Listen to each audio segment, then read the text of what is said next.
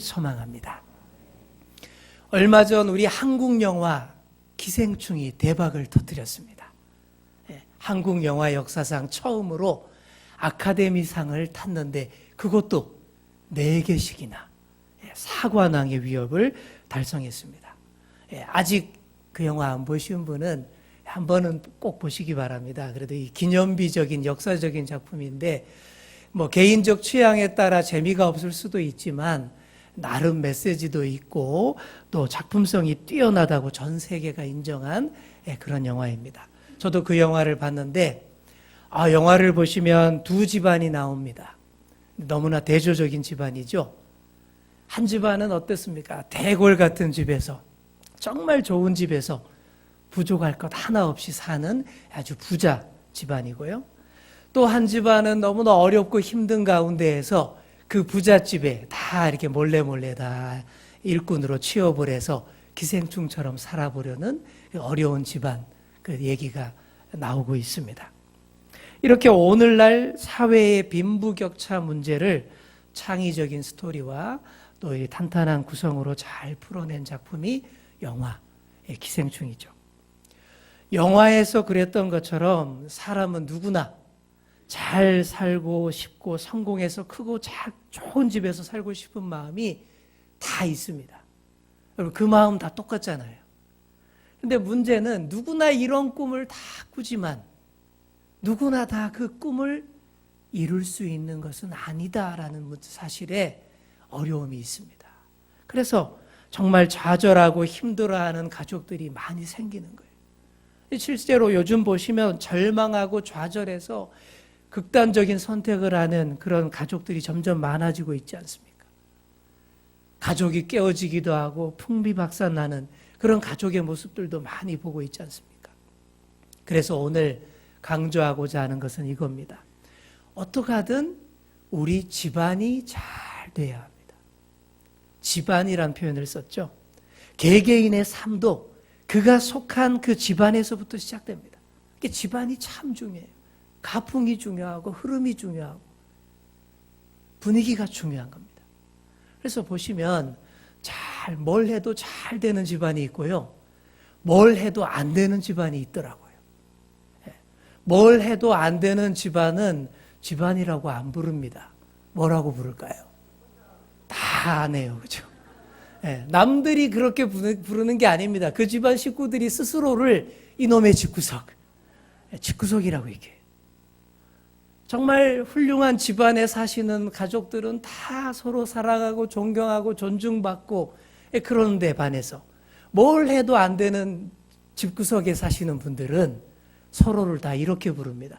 이 인간, 이 화상, 서로들 이렇게 부릅니다. 이런 호칭들이 난무하는 그런 집안 참 어렵겠죠. 네. 여러분의 집안은 어떻습니까? 집구석들은 아닌 줄 믿습니다.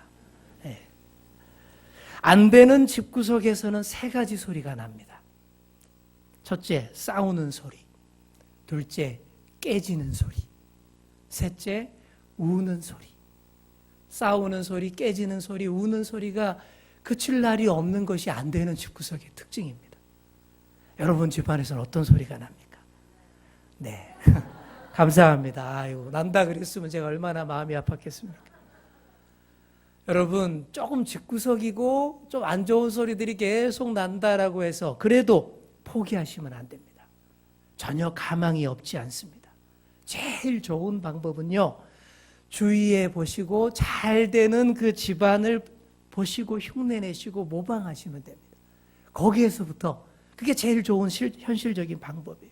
창조는 모방으로부터 나오고 또 잘 모방하고 흉내내다 보면 언젠가는 제대로 된 것들이 정말 나올 수 있기 때문입니다. 그래서 과거에 중국이 짝퉁으로 유명했습니다. 가짜 기가 막히게 가짜 계란까지 그냥 만들고 그랬지 않습니까? 그런데 그렇게 가짜가 난무하던 한 10년 전 그때 중국 정부는 그런 것들을요 오히려 이렇게 단속하지 않고 오히려 장려했다 그럽니다. 이해가 안 되죠. 근데 왜 그랬냐라고 봤더니 이런 거예요. 그렇게 계속 흉내내고 따라하고 모방하고 연습하고 만들다 보면 언젠가는 제대로 된 좋은 제품을 만들 수 있지 않겠느냐. 바로 이런 지론이었습니다. 그래서 막 그렇게 했다라는 거죠. 근데 정말 그게 요즘 보십시오. 중국 제품이 점점 좋아지고 있다라는 것을 우리도 느끼고 있지 않습니까? 바로 그런 거예요.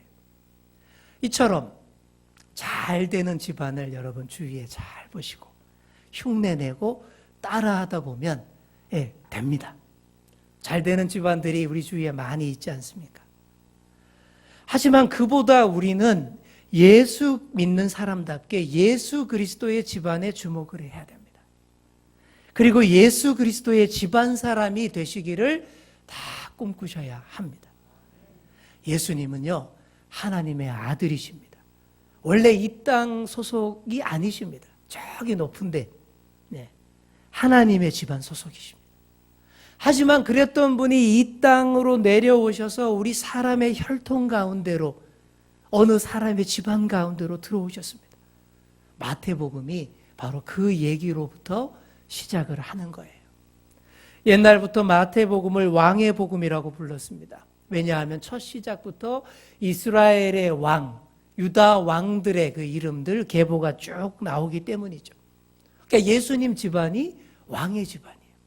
왕의 집안이고 왕의 자격으로 오셔서 하나님 나라를 가르치시다가 그 나라의 왕으로서 죽임을 당하신 분이 예수님이다라는 그 얘기를 시작을 하는 겁니다. 그래서 마태복음의 첫 시작이 이렇습니다. 우리 1절 말씀 함께 읽겠습니다. 시작. 다윗의 자손 예수 그리스도의 계보라. 아멘. 자, 그러고는 그 다음부터 그 유명한 낳고 이게 나오는 거예요. 여기에 걸려서 진도가 못 나가고 성경 읽기를 포기하는 분들이 꽤 많았죠. 하지만 이 계보도 굉장히 중요합니다. 의미가 있습니다. 예수님께서 이 땅에 오신 것은 아무 계획 없이 그냥 갑자기 오신 것이 아니다라는 얘기예요. 오래전부터 우리 하나님의 구원 역사 계획 안에 있었던 일이고 그 약속의 근거에서 이런 계보하에 오셨다라는 그런 얘기입니다. 그래서 먼 옛날 믿음의 조상 아브라함과 하나님이 약속을 딱 맺으셨어요. 그리고 아브라함으로부터 시작된 이 약속이 다윗 왕 시대에 꽃을 피웠습니다. 자, 먼저 우리 아브라함부터 생각해 보겠습니다. 자, 우리 아브라함을 가리켜서 우리가 뭐라고 부릅니까? 믿음의 조상. 자, 그런데 처음부터 아브라함이 믿음의 조상 될 자격이 있었던 것 절대 아니에요. 아브라함은 원래 먼 그 메소포타미아의 갈대아 우르라는 지역에서 하나님과 전혀 상관없이 우상 숭배하는 집안 출신 사람이에요. 그때까지는 이 아브라함 집안도 집구석이었습니다. 그 아버지 데라의 직업이 뭐냐 하면 우상 제조업이었어요. 우상을 만들어서 판매하는 그런 일을 하던 그런 집안입니다. 우리 성경에는 그런 얘기가 안 나오지만 유대인들이 다 알고 있는 유대 전승에 나오는 그런 얘기입니다. 그런 아브라함을 하나님께서 찾으셔서 불러주신 거예요. 여러분, 왜 하필 아브라함일까요? 왜 하필 아브라함을 부르고 찾고 그에게 이런 그를 선택하셨겠습니까? 그건 아무도 모릅니다. 우리 하나님의 주권인 겁니다. 어쨌든 그렇게 아브라함을 택하시고 불러주셔서 예수님의 조상이 되게 하신 것입니다. 우상 숭배에 쩔어 먼 곳에서 살던 그 아브라함을 그렇게 이스라엘 땅, 유대 땅으로 들어와서 새로운 믿음의 집안을 시작할 수 있게 되었던 것입니다. 자, 그렇게 아브라함을 불러주시면서 하나님이 몇 가지 약속을 하십니다. 자, 이런 약속하셨습니다. 내가 너를 복이 되게 하리라. 한번 따라해 볼까요? 내가 너를 복이 되게 하리라. 아멘. 자, 옛날 성경에서는 내가 너를 복의 근원이 되게 하겠다. 그렇게 되어 있어요. 그러니까 이게 무슨 복입니까? 아브라함 혼자만 잘 먹고 잘 사는 그런 복이 아니라는 얘기예요. 아브라함의 후손과 그 집안만 딱 복받는 그런 복이 아니다라는 거예요. 너를 통해서 온 복이 온 천지 인류에게로 다 흘러가게 하겠다라는 보다 근원적인 복덩어리의 약속입니다. 이게야말로 복덩어리죠. 자, 그러면서 이런 약속하십니다. 내 자손이 하늘의 별처럼 많아지게 하겠다. 그렇게 얘기합니다. 실제로 그렇게 됐어요.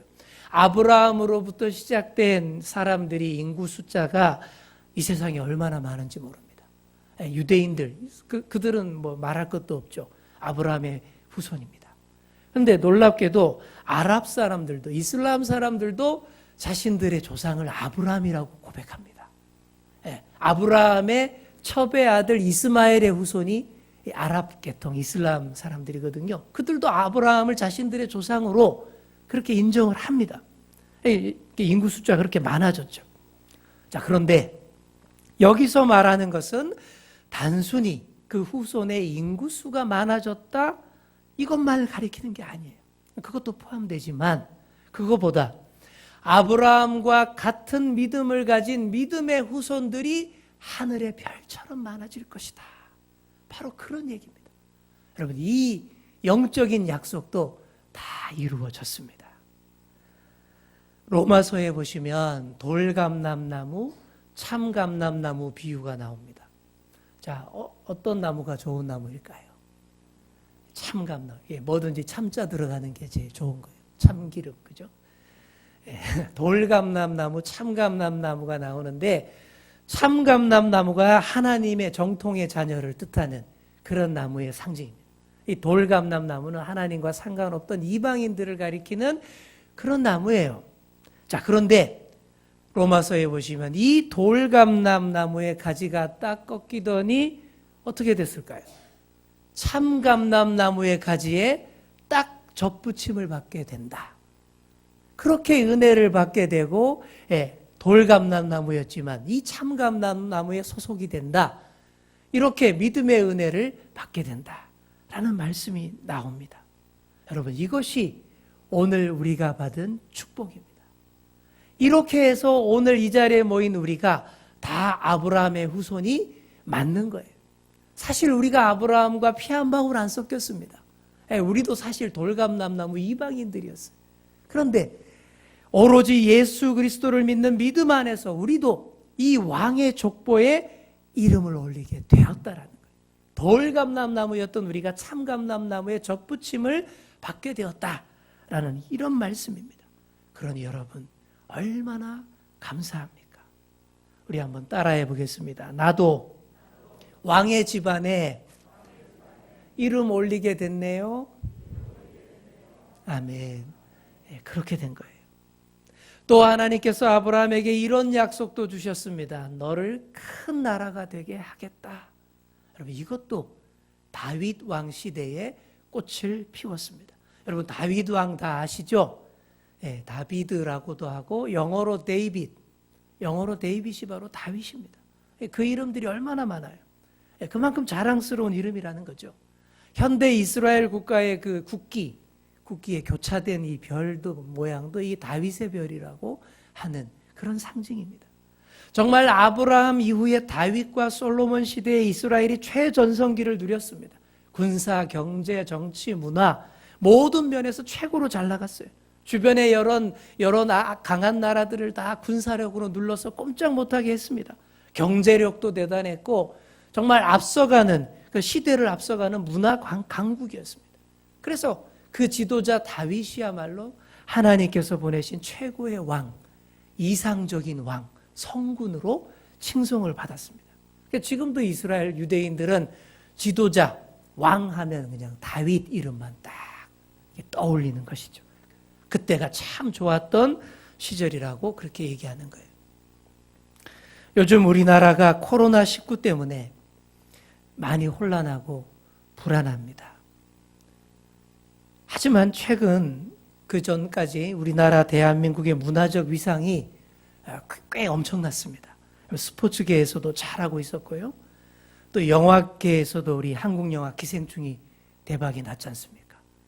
또 음악계에서도 BTS라는 아이돌 그룹이 이 세계를 그냥 통째로 먹어버렸습니다. 또 그뿐이 아니죠. 한국 음식, 한국 제품, 한국 문화, 한류가 최근까지 정말 대단했습니다. 근데 그뿐이 아닙니다. 여러분, 우리나라 군사력도 대단합니다. 북한의 위협 때문에 계속 우리가 이렇게 대비하느라고 그렇게 된 것인데, 그래서 그런지 우리나라 군사력이 세계 7위입니다. 7위. 이게 엄청난 거예요. 우리나라가 주력으로 삼는 이 K2 탱크, 흑표 전차가 세계에서 두 번째로 좋은 그런 전차라고 합니다. 또 우리나라가 쓰는 이 자주포, K9 자주포가 세계에서 제일 좋은 그 대포라고 이렇게 수출이 되고 하는 그런 제품이에요. 이것만 해도 대단하죠. 그래서 그런 얘기합니다. 뭐 그럴 일은 없지만 지금 당장 일본과 전쟁을 해도 우리나라가 압도적으로 이긴다고 전문가들이 다 그렇게 얘기할 정도입니다. 그래요. 하지만 지금 우리가 처한 현실은 어떻습니까? 지극히 우려되는 현실이죠. 상황이죠. 그러니 무슨 말이에요? 이 땅 위에서 이룬 성과들을 가지고 자랑하고 교만하면 안 된다라는 메시지를 하나님께서 우리에게 딱 정신 차리게 하시는 거예요. 깨닫게 하시는 거예요. 이 땅에서의 화려한 성과와 업적들, 그것들이 다 하나님의 약속과 축복의 성취만은 다 아니라는 거예요. 그런 것들이 오래 가지도 못한다라는 거예요. 옛날 다윗과 솔로몬의 황금기도 별로 오래 못 갔습니다.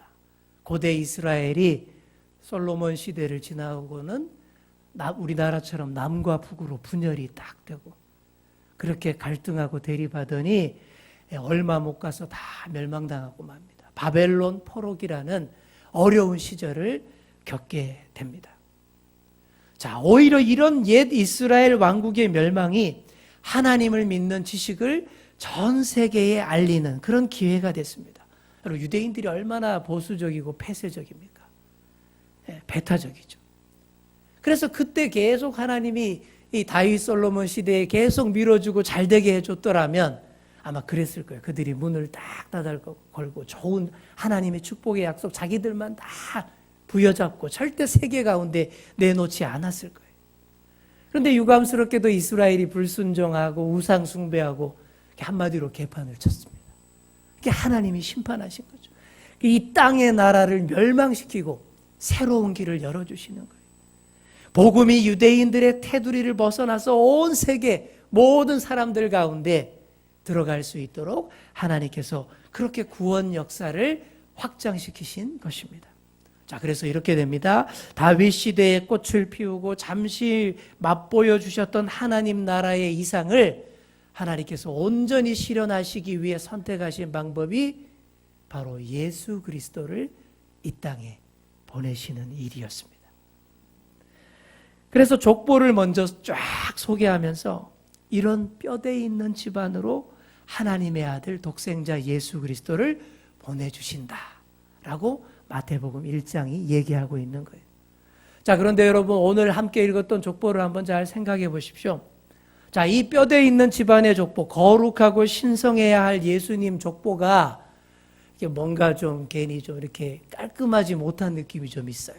좀 너덜너덜해 보이지 않습니까? 자, 일단 생각해 볼 것은 이 족보에 여성들이 많이 등장합니다. 몇 명 나올까요?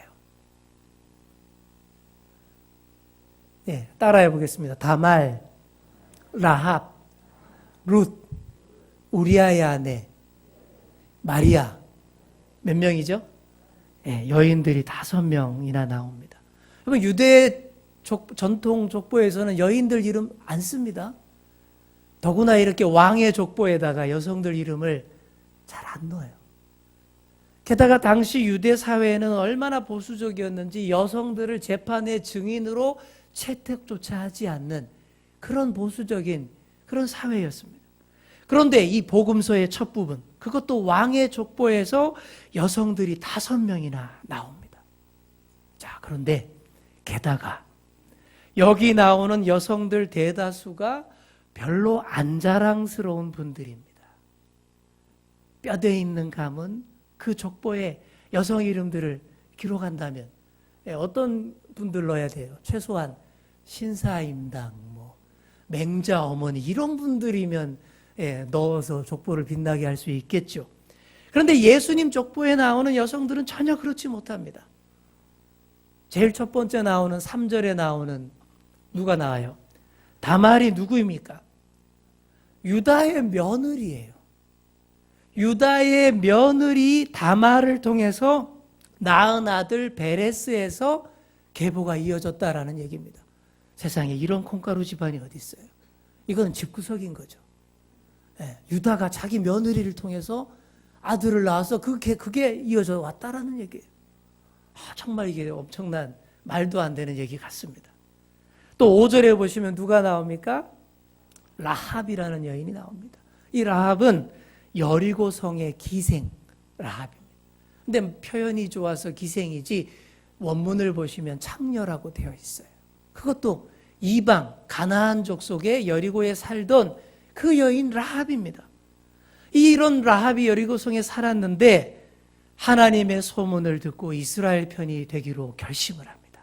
그래서 이스라엘 정탐꾼들을 숨겨주고 여리고성 정복에 아주 큰 도움을 준 사람이 라합입니다. 그랬던 라합이 그 정탐꾼 중에 한 명인 살몬이라는 사람과 이제 러브 스토리가 딱 진행이 돼서 그래서 결혼해서 보아스를 낳았다라는 그런 얘기입니다. 자, 그 다음 나오는 여인은 또 누굽니까? 룻이 나옵니다. 룻은 다 아시죠? 룻기의 주인공 룻입니다. 근데 여러분 이 여인 역시도 유대인들이 그렇게 싫어했던 모압 여자예요. 유대인들이 모압 사람들 되게 싫어했거든요. 근데 이 룻이 이 모압 여인입니다. 이 모압 여인이던 이 룻이 일찍이 남편을 잃고 시어머니인 나오미를 극진히 섬기다가 유대 땅 베들레헴으로 들어와서 살게 된 그 여인이 룻. 그러니까 한마디로 외국인 며느리가 과부가 된 외국인 며느리가 들어와서 그 땅에서 누구랑 결혼합니까? 보아스와 결혼을 해서 다윗의 증조 할머니가 되는 사람이 이 룻이에요. 자, 그 다음 네 번째 여인은 누구일까? 점점 이게 점입 가경이 점점 더 이 가관입니다. 다음 나오는 여인은 누굴까요? 우리아의 아내 밧세바입니다. 이 여인은 또 어떻습니까? 다윗이 자기 부하 장수 우리아에게서 뺏은 여자예요. 부하 장수 우리아가 전쟁터에 나간 사이에 그 아내랑 이 불륜이 벌어지죠. 그래서 임신하게 됩니다. 이 사실을 숨기려고 하다가 안 되니까 어떻게 됩니까? 나중에는 그렇게 우직한 부하 장수 우리아를 최선봉에 보내서 죽게 만듭니다. 그러고는 빼앗은 여자가 우리아의 아내 밧세바. 바로 이 여인을 통해서 솔로몬을 낳게 된 것이죠. 바로 이런 여인의 이름까지 이 성스러워야 할 왕의 족보에 다 기록을 했다라는 거예요. 자, 마지막이 그나마 우리의 희망입니다. 동정녀 마리아. 하지만 마리아 역시 정말 아무도 몰라주는 이름 없는 시골 벽촌에 그냥 어린 처녀였을 뿐이에요. 내세울 것 없는 그런 여인입니다. 여러분, 이렇게 예수님 족보에 등장하는 여인들이요, 하나같이 내세울 것 없고요, 오히려 감추고 싶은 부끄러운 역사의 인물들로 다 수놓아져 있습니다. 여러분, 이 정도면 헐, 우리 집안이 훨씬 낫겠네. 우리 집안이 훨씬 더 예수님 집안보다 뼈대 있는 가문이겠다. 이런 말할 정도입니다. 사실 뼈대 있는 집안의 웬만한 족보에서는 이런 이름들 절대 안 씁니다. 써놓았어도 싹 다 그냥 지워버릴 겁니다. 삭제할 겁니다. 하지만 예수님의 족보가 이렇게 우리에게 주어진 것이 사실입니다. 당황스러울 정도로 가감하지 않고 꾸미지 않은 민낯의 역사로 우리에게 주어져 있습니다. 그런데 여러분, 바로 그렇기 때문에 우리에게 더 큰 은혜가 되는 줄 믿습니다. 어째서 그럴까요? 자, 여러분, 역사는요, 일단 숨기거나 꾸민 역사는, 왜곡된 역사는 가치가 없습니다. 부끄러워도 있는 그대로 기록할 때에 역사적인 가치를 인정받을 수 있고, 그게 오히려 통합니다. 여러분, 우리나라 조선 왕조 기록한 조선 왕조실록 아시죠? 조선 왕조실록이 유네스코가 지정한 세계 훌륭한 문화유산으로 그렇게 가치를 인정받는 이유가 뭔지 아십니까? 이렇게 생각해 보시면 돼요. 자, 우리 여러분, 사극, 역사 드라마 보시면 임금이 쫙 앉아 있고 신하들이 쫙 있고 또 그 속에 누가 있을까요? 사관, 역사를 기록하는 사관이 거기서 나오는 모든 말들을 다 빠짐없이 그대로 씁니다. 그게 사관의 일이죠. 그 사관들이 기록한 그 사관을 모아서 사초로 분류를 해서 나중에 정리하는 것이 조선왕조실록이 된 거죠. 자, 그런데 만약에 이 사관이 기록하는 그 기록물을 임금이 손대게 했을까요? 못 대게 했을까요? 못 대게 했습니다. 만약에 임금이 야, 사관, 너 지금 방금 뭐라고 적었어? 가져와봐. 아, 이거 빼. 내가 언제 이렇게 얘기했어요? 아, 이런 건 빼. 고쳤어. 만약 이랬더라면 조선왕조실록의 가치가 확 떨어졌을 거예요. 가감없이 있는 그대로 민낯 그대로의 역사이기 때문에 좋은 역사책으로 인정받게 되는 것입니다. 그래서 지난 정권에서 국정교과서 만든다라고 했을 때 대부분의 역사학자들이 벌떼처럼 덤볐던 이유가 바로 그래서 그런 거예요. 저도 엄청 반대했습니다. 제가 정치 얘기는 안 하지만 제가 전공이 한국사이기 때문에 그것만큼은 확실하게 얘기합니다. 역사는 그렇게 손대면 안 되는 거예요. 자랑스러운 역사만 우리 역사이고 부끄러운 역사는 우리 역사가 아닌 게 아닙니다, 여러분. 자랑스러운 역사도 우리 역사지만 부끄러운 역사도 우리 역사입니다. 그렇게 온전히 다 받을 때에 역사 발전이 이루어지는 것이죠. 여러분, 예수님의 족보가 그랬습니다.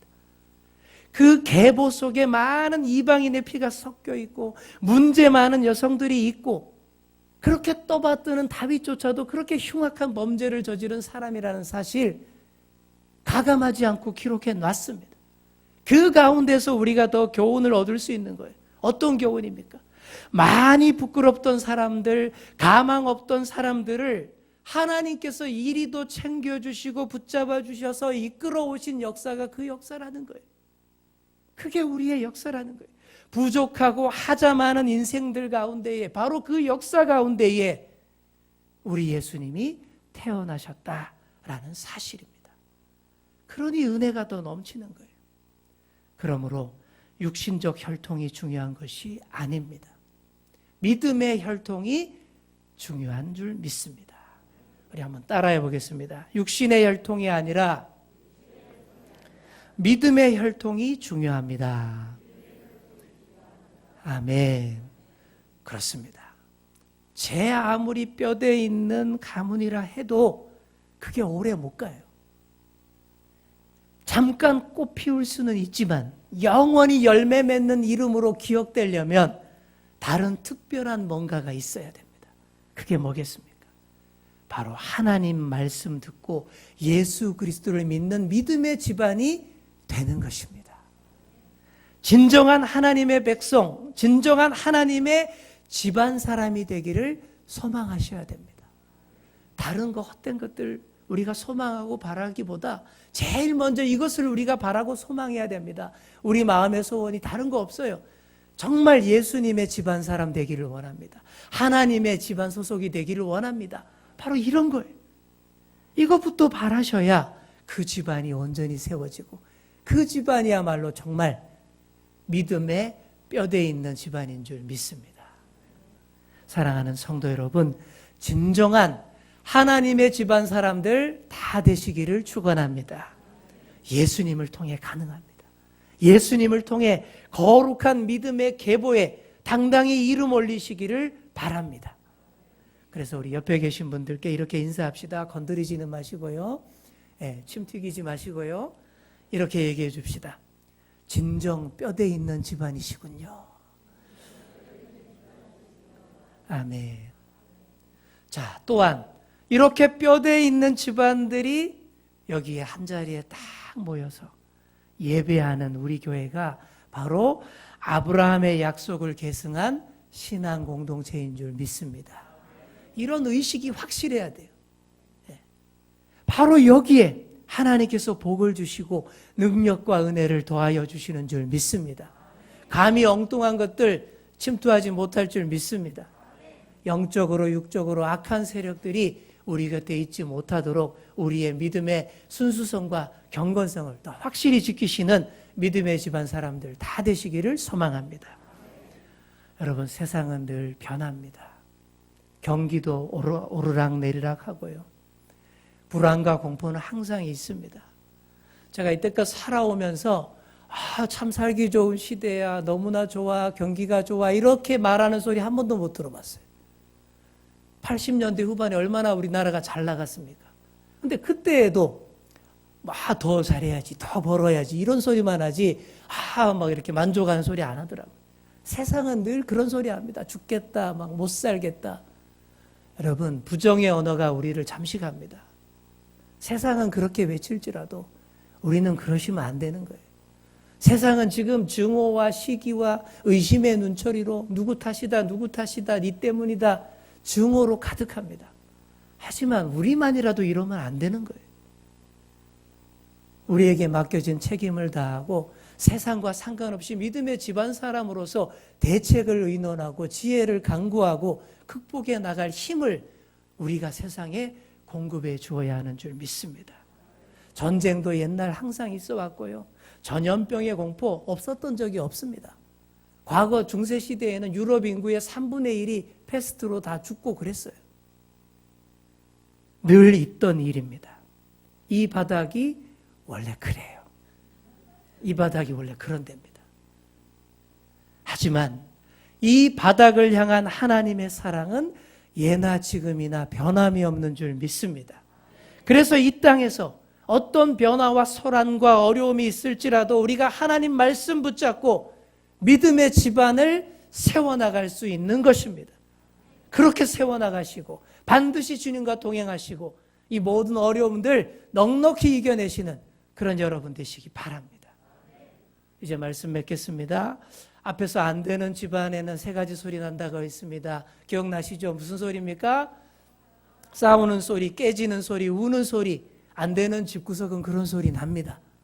하지만 반대로 잘 되는 집안에서 나는 소리가 또 있습니다. 전혀 다른 소리예요. 따라해 보겠습니다. 찬송 소리, 웃음 소리, 글 읽는 소리. 네, 찬송 소리, 웃음 소리, 글 읽는 소리. 왜 이런 소리들이 나는지 제가 따로 설명 안 해도 다 아실 줄 믿습니다. 사랑하는 성도 여러분, 여러분의 집안에서 이런 좋은 소리들, 마땅히 들려야 할 소리들이 그치지 않기를 축원합니다. 지금까지는 우리 집안은 조금 집구석이에요. 이랬던 분들도 아직 늦지 않았습니다. 예수님 족보도 사실 그런 측면이 많았습니다. 그런 것 하나님 앞에서 아무 문제되지 않습니다. 믿음으로 다시 새롭게 시작하시면 됩니다. 예수님을 믿는 믿음 안에서 잘못된 소리들이 다 그치고 마땅히 들려야 할 소리들이 계속 들려오는 그런 믿음의 집안들 세워가시는 그런 저와 여러분 다 되시기를 간절히 축원합니다.